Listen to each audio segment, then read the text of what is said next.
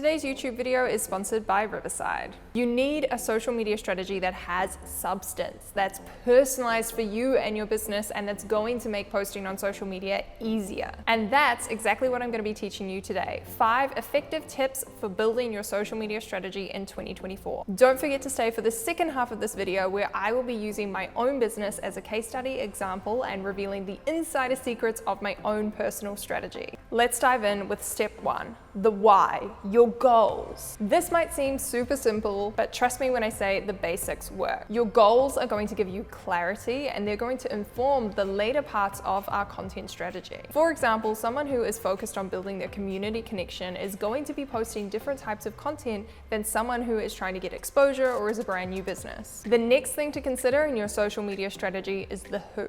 This includes your competitive research and your audience analysis. You need to validate your content ideas, you need to understand what is trending in the industry and use the data that's already out there on Instagram. What is working effectively for other industry leaders in your niche? This process can also help you find your UVP. This is a very important marketing term that stands for your unique value proposition. You might discover when looking at your competitors that there is a hole in the market. Creators who have a very strong UVP are going to grow a lot faster. Step number 3 in creating our social media strategy is the where. This is the time to choose your platform or platforms plural. For myself and for my clients, the strategy that's working the best at the moment is multi-platform marketing. You should be choosing number 1, an exposure platform, and number 2, a nurturing platform. I'm going to expand on this more and what my exposure platforms are versus nurture in just a second when we dive into my own personal strategy. For now, jumping into step number 4 of 5 for building our strategy, it's all about the how. You need to decide on your posting schedule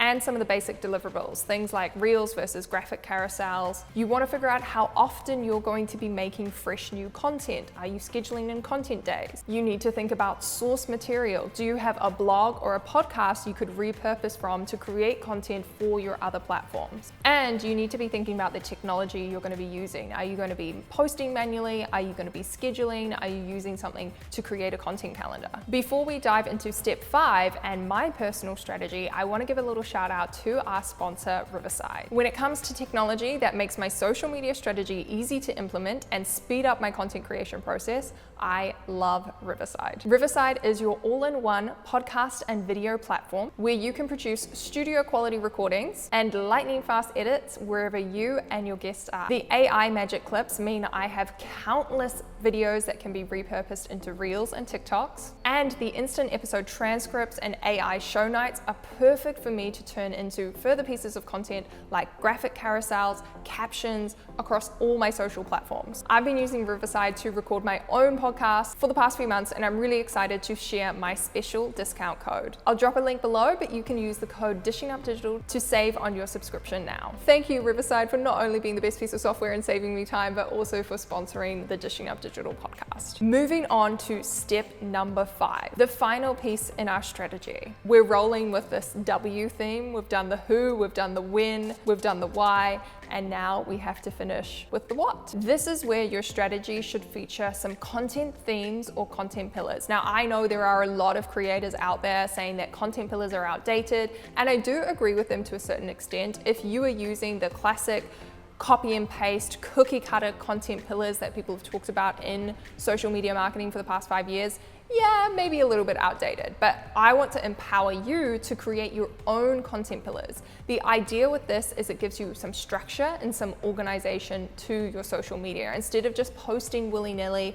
or getting to a Friday and being like, oh no, I haven't posted anything. What piece of content should I put out? You have a structure, you have a plan in place. The other element here under the what category is building your social media funnel. I'm going to expand on this in a second and use my business as a real example.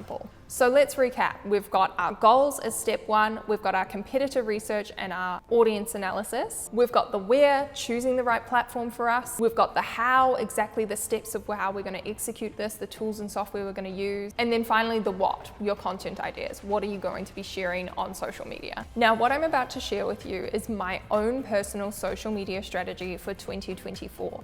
This is looking primarily at Instagram, but all of the skills that I'm teaching you or the ideas you could definitely use on other platforms as well. If you're listening on the podcast, make sure you jump across on YouTube to see the screen share, to see the document, but for now I'm just gonna read through it. So I've got a couple of different categories here. I've broken down my goals month by month, and this is what I really wanted to illustrate in terms of different ways you can goal set, because for me, my social media strategy in March is going to look different from my social media strategy in April. It really depends what I'm promoting, what I'm offering, and what my end goal is. If we take this back to February 2024, which is what was the first sort of entry point of my strategy, because I drafted this up in January, I had written here that my content was going to be focusing on really pushing and trying to get some viral videos, content with high reach, and connecting specifically with social media managers. That was my goal for that month, because my bigger picture business goal was to launch my program, the Dishing Up Digital School, to run a really big promotion, to have a discount code, a 2-week cart open period, and to get as many signups as possible. So in February, I was being very active on social media and focusing on top funnel content. What I mean by this is content that is getting seen by the most amount of people possible and really driving up my exposure, so that when I led into the end of February, when I was ready to sell, I had a larger audience, or I had new people following me to sell to. When I contrast that with March, my March goals in my business are behind the scenes work. It is building my new Instagram group coaching program. It is warming my audience up for that phase of my business. So March content really looks like nurturing, growing the connection with my audience. My content, because my goal is to warm people up and get them to know me more, my content is gonna have more of an authoritative tone. I might post a couple of extra face-to-cam videos where it's me talking, explaining an idea, showing my opinion or my expertise, because I know those are the videos that may not necessarily go viral, but they do help with building the connection and getting people more down my funnel in terms of getting them ready to buy. In April, I go into my launch where I'm actually selling this product. So my goals might be, I want to sign 15 people up to my new Instagram group coaching program. Having those written goals help me inform what content I'm going to be creating. A lot of the content in April, I'm not going to care about the likes and the vanity metrics. I'm going to care about sales-driven content. What can I do to sell my offer? How can I share more case studies, more testimonials, all of that good stuff. Do you kind of see how that contrasts with February, where I was trying to get viral content and build up my exposure, and I was also really targeting social media managers? In contrast, in April, I'm really opening that up to, like, number one, all businesses, all service-based businesses, because that's what my program is designed for. But you can see that shift in my strategy. And this is why I'm really trying to get across to people at the moment is you cannot copy and paste someone else's social media strategy off the internet, off Instagram. You cannot just do or repeat what someone else is doing and finding their success, because your pathway is different. Your goals are going to be different. You need to create content that aligns with your goals and what you're trying to achieve. And again, this is why this point, this first step in your strategy, is so important. Now, the next thing that's just missing from this particular document is the competitive research and my audience research. Now, I actually have that in another place. I have surveys that I've done on Google Forms. I also have surveys that I've done with my own audience and my customers that are built into my courses, so I'm constantly getting feedback there. That all comes through my program ClickUp. And for the phase that I'm in my business, I'm very much focused on my audience and my community and understanding them better. I don't do a huge amount of competitor research. In contrast with the client strategy that I did recently, we did case studies on 4 different competitors and really learning what was the best performing content for them and how we could apply that to our business. So again, things are going to be different depending on what phase you're in with your business, and I sound like a broken record, but what your goals are. For some of my students, this kind of section of their strategy document could look like screenshots from survey responses, from polls they've done on Instagram, screenshots of other content they've seen on Instagram that performs really well, that they really like. Or you can take it a step further and you can do some research on Reddit, look at some common questions around your niche or your industry. Do not sleep on your audience and customer competitor research. All of this stuff is so important. And what I take from this research is a list of content ideas. So if I have a survey response from a student and they're like, oh my gosh, I love Ellen, I love that you're like super authentic in the way that you teach, but I'd really love for you to focus more on how you edit reels. Like I haven't seen a video on that. I'll be like, cool, ping, that's gonna be something that I'm really, my audience is guaranteed to be interested in because they've literally asked me for it. Another example of this recently, seen it in action, was I was getting a lot of feedback from my students and people in my community struggling with undercharging for their services. So I went ahead, number one, I did a whole free live event on what to charge for your services, but I did a reel recently that's performed really well where I looked at the contrast between what a client demands when they're a cheap client, when they're only paying you $300 a month versus a client that's paying you $10,000 a month.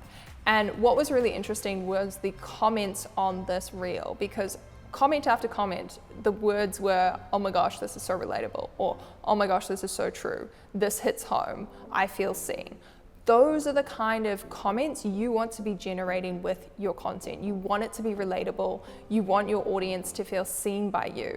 And the way I come up with those content ideas is listening to my audience, doing that research, pulling together ideas based off their comments, instead of just copying someone else or the latest trend on Reels. This is a technique that I use across all platforms, YouTube, TikTok, my podcast, everywhere. I'm listening to my audience and introducing themes and trends and things that are happening on each individual app, but the base of my content is always audience research. So this brings me to the where and the how part of our social media strategy and what this looks like for me. As you can see on my document, it is a very simple, straightforward bullet point list. On here, I have clarified my posting schedule, one that works for me, and it is posting every second day on Instagram. I do not post every day. This for me creatively leads to burnout, and it's actually not sustainable with all the other work that I'm doing in my business. And I just want to put this out there because there are very successful creators who are only posting 3 times a week and who are growing on Instagram. So again, there are a million different roads to success here on Instagram. I want to empower you to find one that works for you. And posting every single day is not the only road to success. If you can do that, if you have the capacity, go ahead. But you need to make sure that your quality never drops. In terms of TikTok, I post there Monday to Friday just because the content is a little bit more casual and it's easier for me to put out. On my podcast, I'm posting once a week on Mondays, and YouTube is kind of the only one that's at the bottom of the list, and it's like I post on YouTube when I can, when I have the capacity. Let's just quickly touch here on the multi-platform marketing method. You can see that my social media strategy does not just rely on one app. When I first started my business, I had 2 platforms, Instagram and YouTube.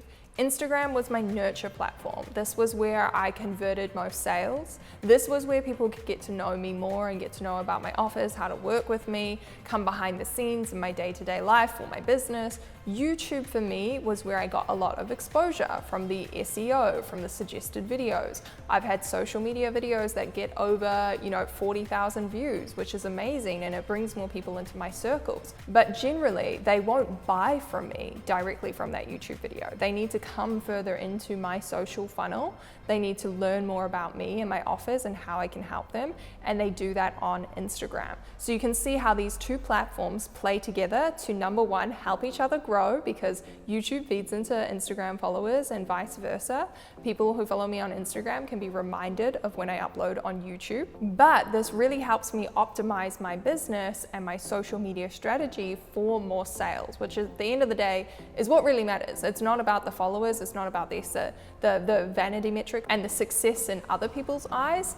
It is about generating sales and making sure your business is actually a business. For me at the moment, now that my resources have grown, I have more money to invest in my business, I have contractors who can support me, I have expanded to further platforms. So my nurture platforms now, still Instagram, but also email marketing. I consider that a social media platform, and it's very good for nurturing your audience and getting them to know you more.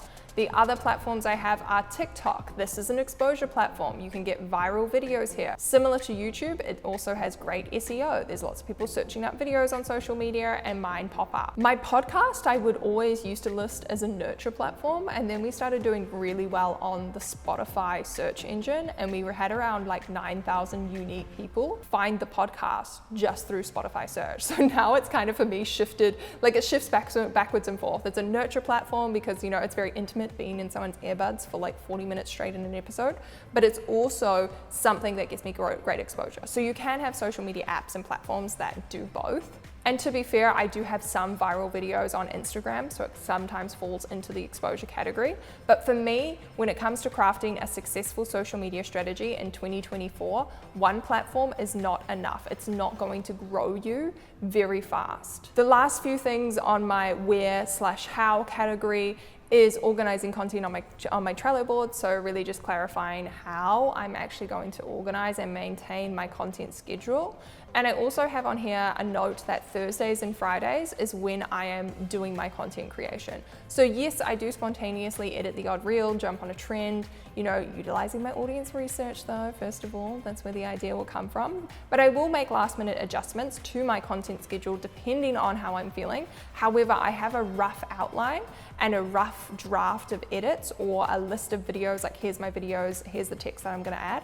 I tend to do that on Thursdays and Fridays for the week ahead so that I am prepared and I know what I'm posting. And then the next category, moving quite nicely along from that, the how I know what to post, is my content pillars and my content types. So this is the category of your strategy that I explained earlier when I talked about the what. What are we going to post? For me, I have 4 pillars at the moment. FAQs, this is very similar to what some people might call an educational content pillar, but for me, I'm really focusing on what is my audience asking me? How can I answer an audience question in my content? This is also the place where I get very opinionated. I share my opinions on a current trend or a topic in my industry. The second content pillar is behind the business. So this is where I give people insights into what is happening, as I said, behind the business. It's kind of like self-explanatory there, but this could be a little vlog. It could be a breakdown of the strategy behind a recent launch. It could be some of the tools or software that I'm using in my business that are making a big difference. Shout out again to Riverside. This is where I also like to include anything personal about me or my business that might create more of a connection with my audience. Third content pillar, inspirational/motivational content. This is like sometimes crosses over with the behind the scenes when I share maybe the stories behind my business, when I talk about how I built my business, how I got started. That kind of hits both those content pillars, and that again is okay if you have some crossover here. But inspirational content, having this content pillar means that every single week I'm hitting the pain points of my audience in terms of wanting to build their business, wanting to get started, but feeling scared, feeling like they lack confidence. That is what that content pillar is really addressing, and I really make sure there's something inspiring in my content every single week. And the last one is new to me, but it's the relatable and humorous content. I really like making sure that I have something that's gonna make people giggle a little bit. And I'm not a comedian, I'm not the funniest person in the world, but I actually think it's really easy to make humorous content on social media. This can be something you can really quickly whip together to fill out your content schedule. Again, some of my top pieces of performing content on my personal Instagram page have been funny lip syncing audios, talking about, you know, crying over client results or a client firing you, which is, you know, I paired it with a funny trending audio. I freaking love that audio from a couple of years ago now for House of the Dragon, where it was like, what's your drink of choice? And it's like, a Negroni. And it's just like, this audio went viral everywhere. And I used it for so many of my clients, and it just performed well every single time. And I did one that was all about being an introvert. So again, something related to my audience, something that had come up in my research that people really liked about me and my content and related to, but I put a funny spin on it and I made it into this funny little storyline with this funny trending audio. Now, underneath my content pillars in this document, I have content types. These are the different types of content that I'm going to be posting on Instagram. And again, you could adapt this for other platforms. We could take Pinterest and be like, okay, we're going to have a video pin, we're going to have a graphic image, then we're going to have a still image. It's the different types or ways that you present your content to the world. You could look at LinkedIn, and I'm pretty sure LinkedIn does live videos, but you could have pre-recorded videos, you could have video graphics, you could have just text-based posts, then you could have a live video. Like, there's a whole lot of different features and different ways you can present information or tell your story on social media.